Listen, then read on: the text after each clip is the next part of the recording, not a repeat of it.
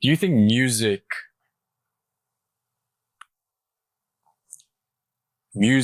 gave you confidence? It helped you figure out yourself a bit more? Specifically producing, because that's what you've done for the longest time. I would say music helped me understand myself better. I love that. Because, well, we went to high school together. You know the type of person I was back then. And I was really struggling to find a way to express myself. I just didn't know how. I wasn't very talkative. And even if I was talkative, it was to a select bunch of people. high school's a very clicky place. Was a very clicky place. But music allowed me to not put myself in that box. And as much as, yeah, sure, I was the music guy, just the realm of music and everything in and around it allowed me to be able to just spread my wings and just enjoy myself, enjoy expressing myself, being myself. So when you ask if music gave me confidence, I would say it gave me another breath of life. You know, it gave me another breath of life. Because I mean, as much as I love music, it's my everything. It's not my be all and end all. I have days where I feel like, oh, this is everything, but it's just a tool, man, because we're just vessels at the end of the day. You know, we're just vessels. So music, it really helped me just find myself in certain ways, in certain aspects. It just helped me understand that there are ways to express yourself with or without music, you know, Right. And music is a communication tool. And so it gave you one avenue. 100%. Where does the name Khiro come from? It came from a time when I needed a change in my life. Because before I was doing R&B music, I was doing hip hop production. Still up your alleyway. Yeah, it was still up my alleyway, you know. Because then I was Cantona. Cantona Parker was the longer one. I do remember that. Yeah. Long time ago. Super long time ago. And I don't know, man. I just felt I needed something that would represent where I'm at in life right now, the change that I want to make, and just a name that I feel like I can use until, you know. So I was with the family. And you know how it is with family, like there are 1,000 conversations happening at once. Of course. It's good like that. I was just there by the dinner table. I was there, just listening. And they ended up talking about me. I don't know why. They were talking about so many other things at that moment. They ended up talking about me. They were talking about like my childhood nicknames, whatnot. And Khiro was one that it was one of those, it was used sparsely. Not too much. Just here and there. With what meaning?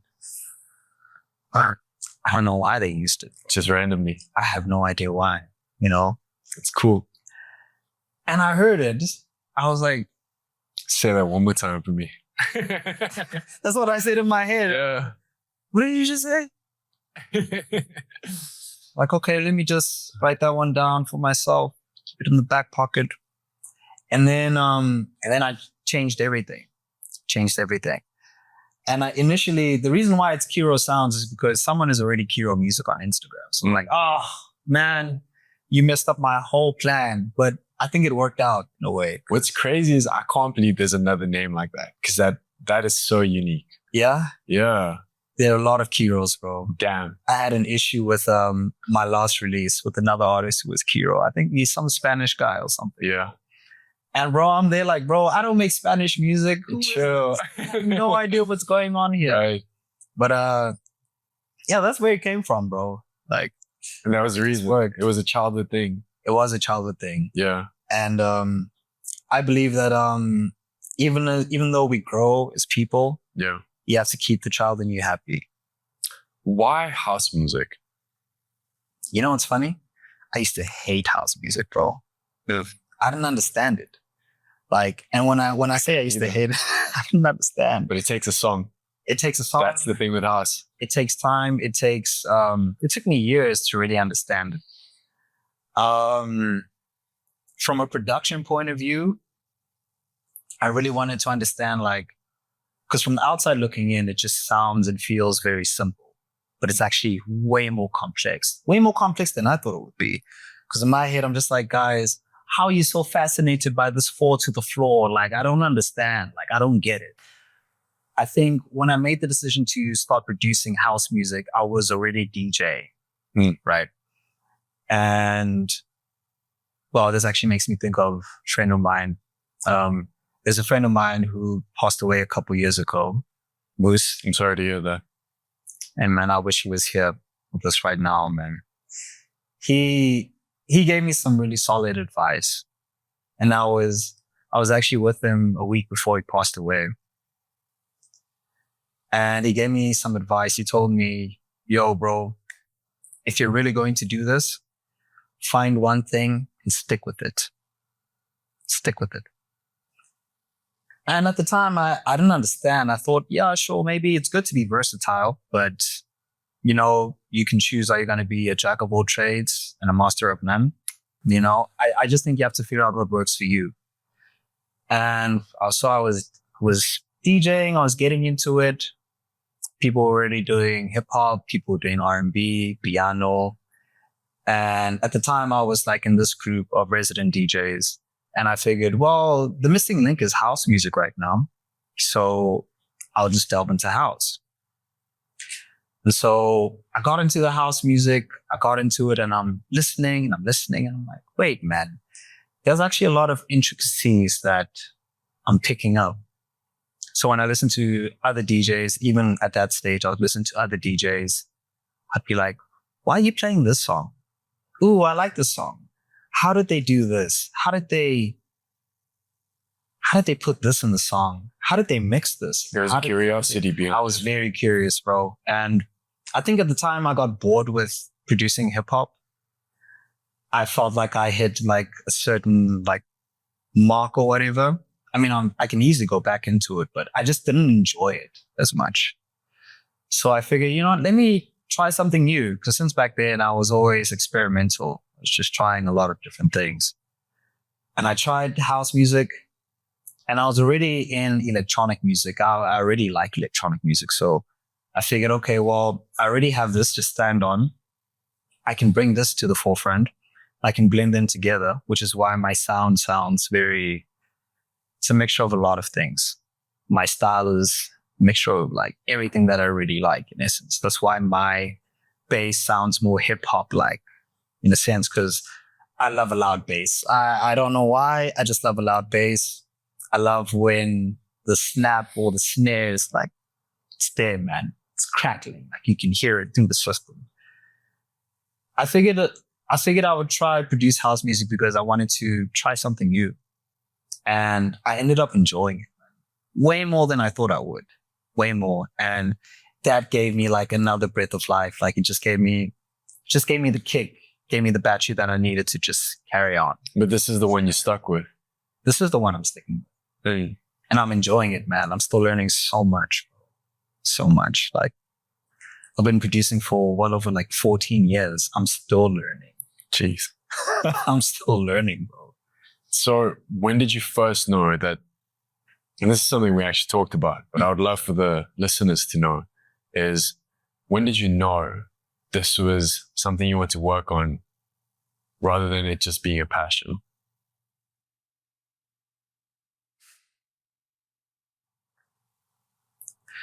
Remember those times I was on stage, I was like singing in front of the school, everything.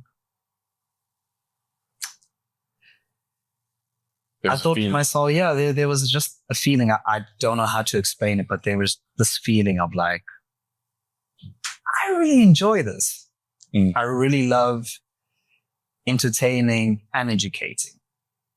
But it's more of an entertainment thing, you know, this music thing.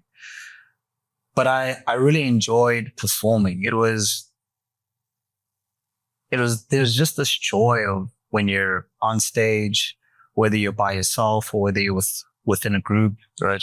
So like orchestra, for example, I was the drummer and I loved the way everybody played everything.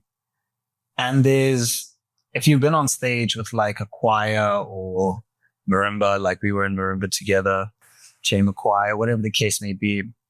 There's a moment when you can feel it within the people around you that we're all gunning for the same thing right now, which is to perform this to the highest level possible, right? Anytime I've had that moment on stage, whether I'm by myself or whether I'm with other people, that feeling that you just can't describe, man, like that keeps me going. And I'm always yearning for it, man. There's just this feeling of like, man, this is what I'm meant to be doing. And anytime I've tried to pull away from it, it always brings me back. Always. I've wanted to quit so many times. I was about to ask you. Too many times. And so what pulls you back in? My love for it.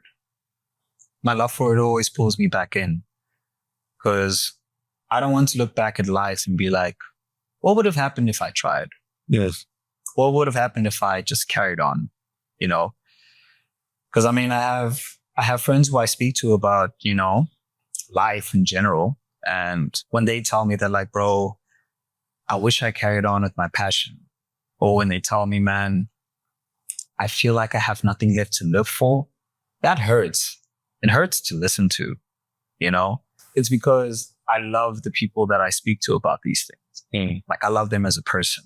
So I was actually talking to one of my friends about it the other day. And when he told that to me, when he said that to me, I was heartbroken. It really hurt to hear that from him, you know. And I love him. He's a character. He's a character. He's a great guy. He wanted to play football. And I mean, I get it. Yeah, football, it's a bit different in the sense that age plays a very, very big part. But you don't have to be a professional footballer to still be in football. No. You know? And I would always urge him, like, man, just keep trying, man. Like, if something is always pulling you, if you have a calling for it, or something is always pulling you, like, go for it, man. Sometimes I feel like people don't feel like it's going to be okay. Maybe they feel like whether I take the chance or whether I don't take the chance, you might get the same result, but you won't know if you don't go for the result that you're looking for. Right. You know? So I always urge, like, my friends, my family, go for what you want, bro. Really go for what you want. No one's going to go for it for you. And I mean, I hate to sound pessimistic, but no one really cares. Everyone is going through their own life. Everyone's going through this life thing. And everybody's life is individual to them, you know. Everybody, we may all be like on the same road, but we're not all on the same path. Not everybody's journey is going to be the same. And so your life is unique to you. So go for what you want, bro. There's only one version of you. You know what I'm saying? How would you describe your own music? Without using the genre. Everyone knows that now it's hot. The feeling is, for lack of a better word, it's magic. It feels like magic. We shouldn't be able to do this stuff, bro. To be able to play with sound like that. It's a very scary game, bro. Like, when you understand, like, the realm of music, it's very scary, bro.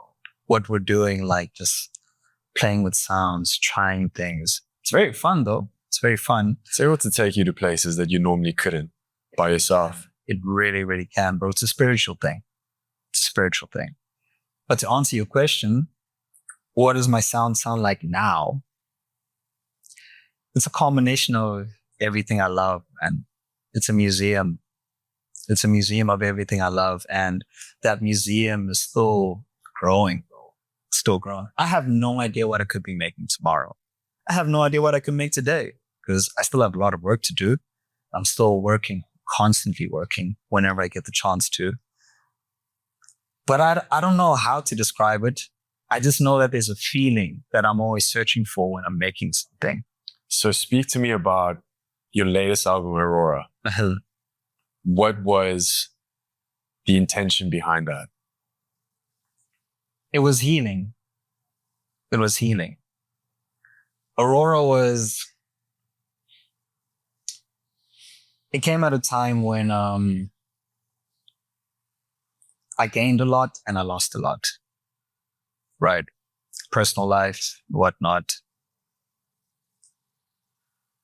And I just needed a body of work that could explain where I was in life at this time.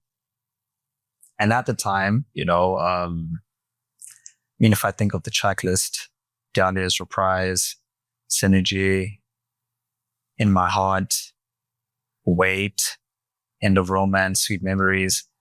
My favorite, End of Romance. Oh, thank you, brother. It's my least favorite. I was about to ask you, what's your favorite out of that? My favorite?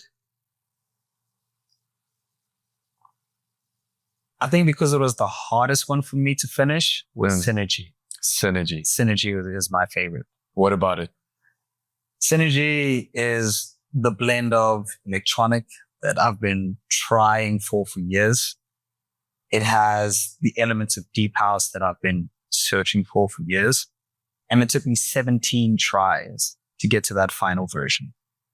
About the vocals, it took me 17 different tries, right? And I wasn't alone with it. I was in studio with Remy. We were at his place and we were just trying out ideas. He put a piano loop, he put a groove, he put these sounds, and I'm an ideas guy, right? So if you put like a certain amount of sounds and I like something, I'm going to go with that. I'm going to keep this, keep that. And I still want to merge everybody's ideas together, right? So it took me 17 different tries to get to that one song. 17.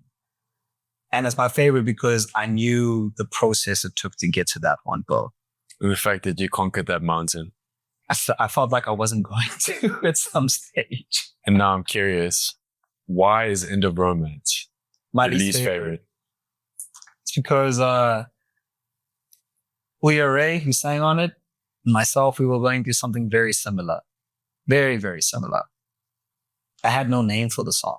I just had a feeling. And I knew that with that feeling, I just want somebody to sing on it. So I called him. I'm like, hey, Uya, how you, bro? All good? You're like, listen, I have this song. I just need you to sing something very, very sad. Just sing something sad for me, bro. We call it a day. I sent that to him like December. Late Jan, mid-Feb, somewhere around there, he sends it back. And I'm sitting there and I'm listening and I'm like, this is the feeling I was looking for. I think it was worth the wait. It was definitely worth the wait. It's my least favorite because he was going through what I was going through, bro. The end of romance, bro. Like it sucks, bro.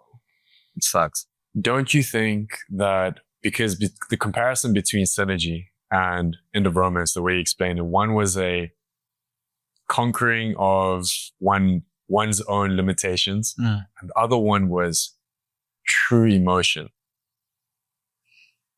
And I think maybe the thing you hate was just maybe the period, but it was something that you truly, truly felt. It probably was the time period. Yeah. I like the way that you put it. And I think Aurora was basically all of that, man. It was conquering that feeling of just lost love, bro. Right. It's conquering that, man. That's what it was for me. I never thought I'd make a project like that ever in my life, bro. Ever. And I mean, I don't hate the song. I mean, clearly I do because I never play it. I never play it. But That is part of my Spotify playlist. You know when they do the end of year thing? Yeah? Yeah. Thank you. I appreciate you listening to it, man. Yeah. It's tough for me to listen to. It's very tough for me to listen to. Because it takes you back to a certain time. It does. It does. Do you think you haven't healed fully for you to be reminded of that? The reason I ask is when I tend to go through something difficult, the ones that I've dealt with really well, I look back on it as a sort of nostalgia and a gratefulness. And I sit with it because it's something that I've gone through. And it's also something that's allowed to form this new version of me. Right. So I appreciate it. And I look at it with a little bit of grace. Right. Do you think that you've healed from that moment? Or do you still think it's a very tough thing to look back at? I think it's a process. You're still going through it? 100%. I think when it's your first time going through something like that, you have no reference point of how to deal with it. And sure, you can get advice from this person and that person, and how you may deal with it may be different to how I deal with it. In terms of healing, I'm getting there. I'm way better than I was. It took me a very long time to get to this point. I mean, I think I spent a year just not really engaging. I was not engaging with the world. Sure, you'd still see me outside, be like, hey, buddy, you good? Oh, no, let's grab some drinks. Let's get some food, blah, say, blah. But inside, bro, I was hurting, bro. And it goes back to what we were saying earlier. I needed that outlet to like just get it out of my system, bro. I really needed that. So Aurora was that, man. Aurora was a place of healing for me, you know. When I listen back to it, I think like, wow, man. I remember exactly how I felt during that time period. I remember everything that led up to that project. I remember what I went through when I was making the project, finishing it up. And it's ironic because the song that I like the least is the same song that, it's the same song that the people gravitated towards, you know? Because as an artist in your head, you may think like, all right, I have this project. I know they're definitely going to love this. It's never the case. No. And then maybe the song that you like the least is the song they like the most. Right. And that's what End of Romance was. You know, it's funny to me, bro. I don't even look at that as my song. I look at it like, Ouya made the song End of Romance. Because Ouya like wrote the lyrics. He sang it. He got the emotion that I was really looking for. I was really looking for that. And he had the tone. He had the tone for the song. And so blending all of that stuff together, he's the reason that like, I'm happy the song is done. Because otherwise I was just going to hold on to that feeling, that emotion. I don't think it could have existed without the other. 100%. You know? So props goes to him. Because if he didn't say End of Romance as many times as he did, I was probably just going to call that song Untitled, open bracket, one time, close bracket, and call it a day. You know, that's what it was before End of Romance. I had no name for that song. The hardest thing is, in my opinion, this is just my own humble opinion, right? Is just consistently, the hardest thing is to consistently put out good music. Because good music takes time. It takes time. Now, maybe I'm partial because I was a perfectionist, but I had to let go of that thing. What, being a part of being a perfectionist? 100%. I had to let go of it, bro. Because you can work for hours on end trying to, you know, tweak a snare. You know, you need this to sit right here. You need the levels to be perfect. Bro, just put out the music, bro. Just put out the music. I've had so many of my artist friends just tell me, bro, just put out the music. So where's the fine line between actually putting enough effort and letting it go? Understanding that nothing's going to be perfect anyway. Because, bro, there's no point in looking for perfection. We aren't even perfect humans. There's no such thing as a perfect human. You know, so rather than dwelling and focusing on trying to make sure that this needs to be just right, bro, just put it out. You have no idea, bro. So many people put out great music, good music, mediocre music, bad music. Doesn't matter. let's just add to the ecosystem. Just put out the music, man. Do you think that's more important? 100%, bro. 100%. You never know who could need to hear that No. when you put it out, you know. You never know who could be listening as well. Yeah, I guess if you don't start, then you're not going to get anywhere anyways. Exactly. And it's better to start. It literally goes back to what we were talking about earlier, bro. Like, No. if you don't start, no one's going to start for you.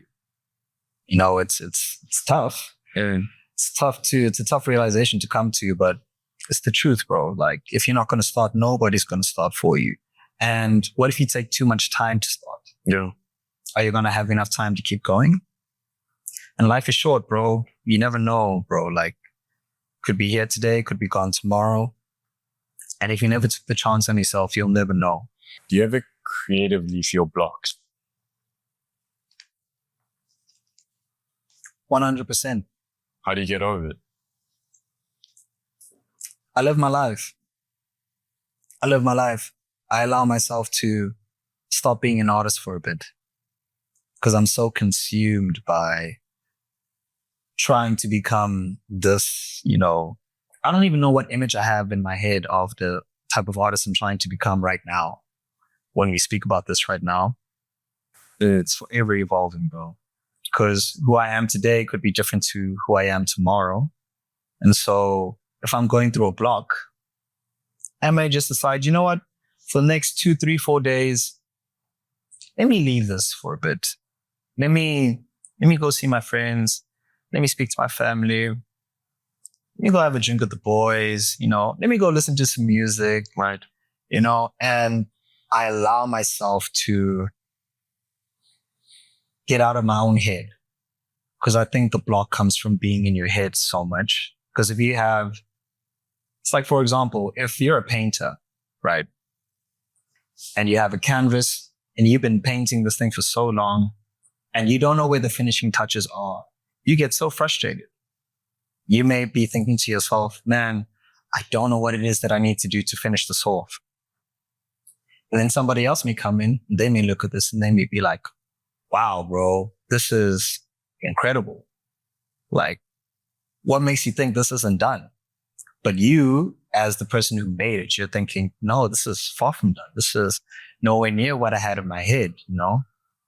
We get in our own heads as creatives. You really do. You really do. So I allow myself to just take myself out of that box, take myself out of that world, bro. Just live your life. Live your life a little bit. And those days that you need it off are the things that will help you when you get back into it. Right. So that's how I go through my creative blocks, bro. I just leave the music alone for a bit. I want to give you an example of something I was a bit stuck for a while creatively. I think I was stuck for about like 6 weeks. Yeah. I was dealing with a lot of work stuff. And my mind was so consumed by work that I couldn't be creative. Could not be creative. Excuse me. Then I heard a song. I forget which one it was, but I know it's within this, when Deep House merges gospel. Okay. It was within that realm. Somewhere there. I forget which song it was, but I remember hearing it and I thought to myself, actually, I want to give this a go. I want to give this a go. So what I'll tend to do is I can jot down an idea and I can leave it. I'll be like, you know what? I'll come back to this at another time. I went through that. I went through my block, had my 6 weeks where I was just going through it. I was going through it, bro. I don't even want to think about those 6 weeks. I was going through it. And then I went back. I heard that song. It's like, man. And then I went back to that idea that I made months ago. And with all that new energy that I had now, I'm like, you know what? This is why I needed that time off. This is why I needed that. And then after that, I ended up going through this creative spree of just, I had so much material, like fresher material. And I'm like, man, I feel so inspired. Like I'll play it for you. I'd love to hear it. I would love to hear it. I'm so excited for it. I just hope they don't sue me, but I'm so excited for it. If you ever meet my friends, like some of my friends, my closest friends, they'll tell you that they never see me work, bro. They never see you work. Okay. I can't work around my friends. And that's not because I hate them. I love my friends. Like, they're my brothers, you know? But if we don't make music together and we're friends, I like to compartmentalize my life. Yeah. Right. So if I'm working on something, I'm too focused on this one thing that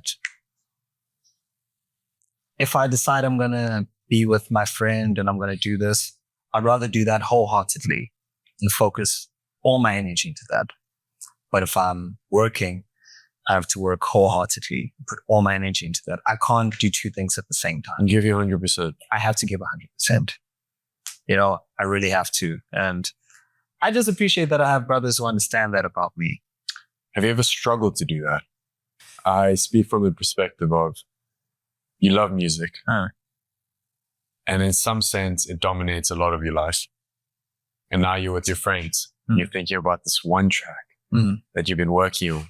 And you're still there, but you're not really. That happens more often than you may think. I can imagine. More often than you may think, especially last year. It comes with being obsessed. And I think that's what it is, bro. I'm so obsessed with this, this creative gene, bro. I'm too obsessed. So I can be with them. I think it happens a lot. It's funny you mentioned that. It happens a lot when we're playing pool, right? Why pool? It's just a game we like to play all together, you know? Yeah. I like playing pool. Play pool, and I'll be like, I explored the song like not too long ago. Let me just AirPods, you know, while I'm playing. And I'm listening, and I'm still with them, listening, but I'm playing, but I'm listening, but I'm playing.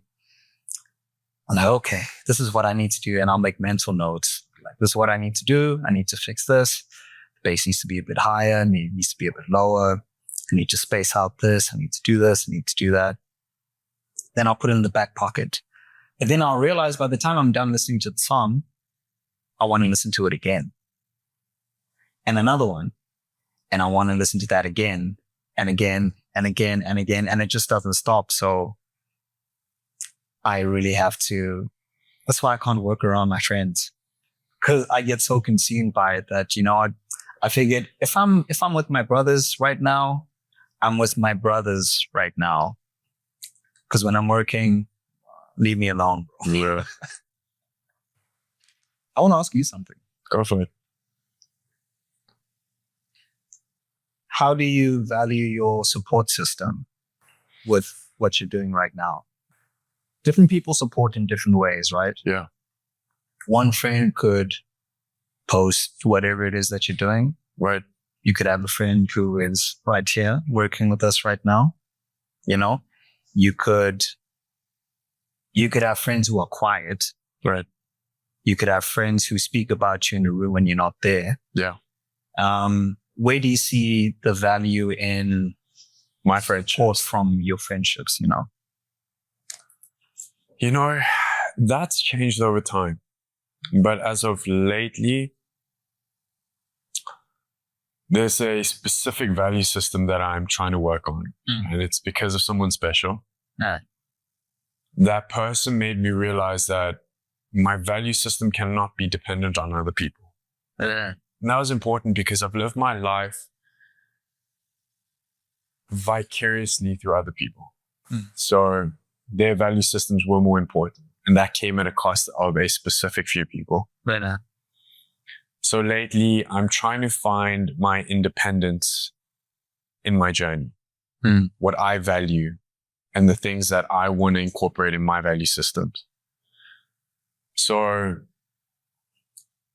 recently, I find that value system more important, the independence. I'm not saying that there can't exist a interdependence between people. I think it's really important that you ask for help. I think it's probably one of the most valuable skills. But I don't think that can exist without independence. because then you lose yourself. Yeah. So the thing I appreciate about my friends is they have their sort of independence and their own set of life experiences that I value. So I know when I talk to them, they give it from that perspective. And that's really helpful, because at times there are things that I look at with a specific scope, things that I lacked, and only something that they can see because of their kindness or care and support that they've taken care of their lives with. So one, there's that. And two is obviously the type of people that they are. And for me, loyalty is such an important thing. Loyalty has been such a important value that I appreciate. Yeah. Do you value character? Very much. Very much. How so? Look, at the end of the day, we have our own lives to live. We have our own journey that we get to experience. And without good character, I think there is a sense of danger that exists. But to have people that you trust in your corner, there's a strength to it. A strength that can't come from being alone. And that only comes with people that have good character. And to have that trust in them, wow. Yeah. My shoulders feel wider. Would you consider your friends that you trust like that as your brothers? 100%. Without a doubt. Completely understand. And I know that inner circle, that inner circle is powerful for me. You know that too. I do. You know who those few are. 100%. You can just trust them with your heart. Yeah. Trust them with my life. Yeah. I love them. That's why I always say I don't have friends. I have brothers. Like when I tell people, I don't have friends. Yeah. I mean, yeah, I have acquaintances, but I have brothers. You know, I have brothers that I hold near and dear to me, and that, you know, have the same or a similar value system to me. Yeah. You know, It's what makes you so connected to. yeah, respect, honor, loyalty. And I respect those guys so much, more than they may even know, you know, whether we talk every day or not. It's neither here nor there. But when we do talk, it's from a place of love. You know, I love those guys. What's the best advice you've ever been given in your creative journey? You don't need validation from me. It was important because I'm constantly fighting for me, for my spot. And when I say my spot, it doesn't even come from like an egotistical place. It just comes from a place of knowing how hard I've been working for so long, and I'm still working. And when I want my spot, it doesn't mean I want to take anybody else's spot away from them.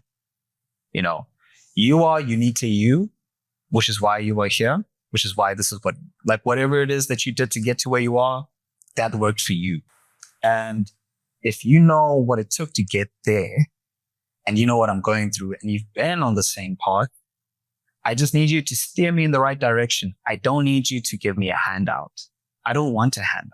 If anything, that would upset me even more, because I've been working way too hard to find my style, you know, and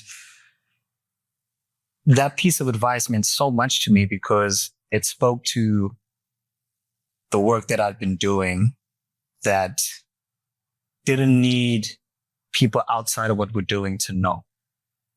You know, it's like when you work with a certain group of people and that group knows what it takes to get the end result that you're looking for, right? Now, let's say you're doing this for a client. The client has no idea all the hours of work, all the research, everything that you had to do to get whatever service or product you wanted done for them. They just have the product at the end of the day. But the people you were working with know exactly what you had to go through. Right? So it was important for me to just hear that because it spoke to the amount of work that I've been doing. It also told me that they see what's going on, but they just need me to do more for myself. So I don't really, not that I don't need them, but I don't need them. Yeah. You know, that's what that showed me is that like, bro, you'll be fine. You really don't need to ask me too much. You'll be fine. Just everybody wants the journey to work out a certain way for them. You know, I have no idea where it's going, but I just want it to work out, bro. So that's why I would ask the questions I ask. Who's someone you want to work with in the future? You know, I always used to have an answer for that question. But until I realized, and this came from meeting some of those people. If we don't click as people, I don't see us working together. Right. I'll judge it off of that. And if I can see they're like, you and I just don't mesh well. We don't mesh well. I think things like that will show in the music. So I always used to have an answer for that. Who was it before? I'm so curious. Who was it before? Because they're famous or because you like their music? She's on everybody's songs, bro. And I think we would do something crazy together. I hope I'm not going to butcher her name, but Kelly Mija. Okay. Mija. Hey, I hope I'm not butchering. Yeah.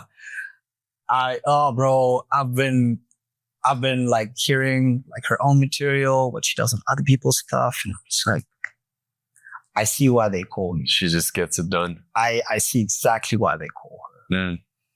This is just off the top of my head, man. Is this singer who's based in, I think it's Amsterdam now. Okay. Again, like, bro, I'm not trying to butcher names. People butcher my stage name She just shot every day, bro, every day. And it's fine. It's fine. I think it's Michi or something. M-I-C-I, but it has like the special, I think I heard her on Slave to the Feeling by China Charmeleon. I was like, who is this that's singing this song? Yeah. Who is this? And it was her tone, bro. It was her tone that just made me like, one day is one day. It's not going to be right now. It's not going to be in 6 months. It's not going to be in a year.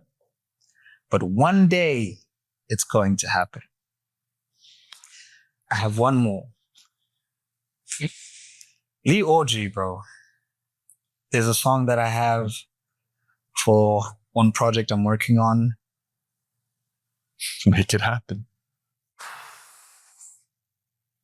Pick up the phone, dude. Pick up the phone. Look at your messages. Look at your email. I sent you that song. That was for her. That song, bro. There's a song that I have. I'll tag her. Yeah, no, don't tag her. No, she'll see it because I'm looking at the camera when I say that. But part of the reason why I want her on one song is because of the chemistry. We've been friends for many, many years, right? Her songwriting, her vocal ability, her delivery, man. So the song I have in mind, like, I'm hearing it in my head. I have no idea what she's going to do if she decides to do it, but I really want her for that song, bro. I'm gonna play all the stuff. You'll understand why. I'm excited. I have one final question for you. Uh-huh. If you could go back and speak to the version of you just getting started, what would you tell him?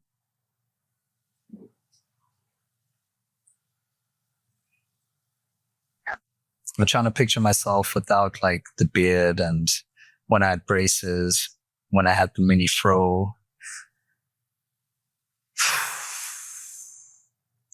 It's a long and windy road, bro. You will doubt yourself. You will criticize yourself. You're already your harshest critic, you know?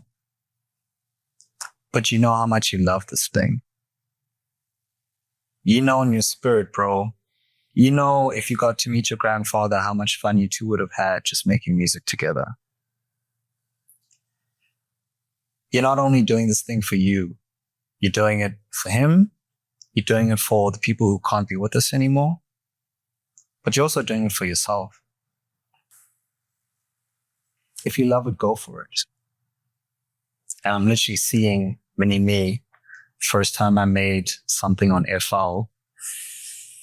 Trash song, but if I were to tell that guy who was making hip hop, who was making R&B, who was making neo soul, that you're going to make electronic music like 14 years down the line, mini me would have looked at big me and would have been like, no way, bro. Would have been like, yes way, bro. Just see where life takes you. So me, talking to you, talking to mini me. It's like I was saying like earlier, bro, you have to keep that inner child happy, bro. Because that inner child, you know the inner child in you, bro. As you are. You know who you were when you were young. You knew what made you happy. Don't lose that, bro. Don't lose it for anybody. And yeah, we evolve, we do new things, we try new things out. Just keep going, bro. And that's not even me saying that to me. I'm literally saying that to you right now, bro. Yeah. Just keep going, bro. You're going to find what you're looking for. I know. I know too. I have no doubt. No doubt whatsoever.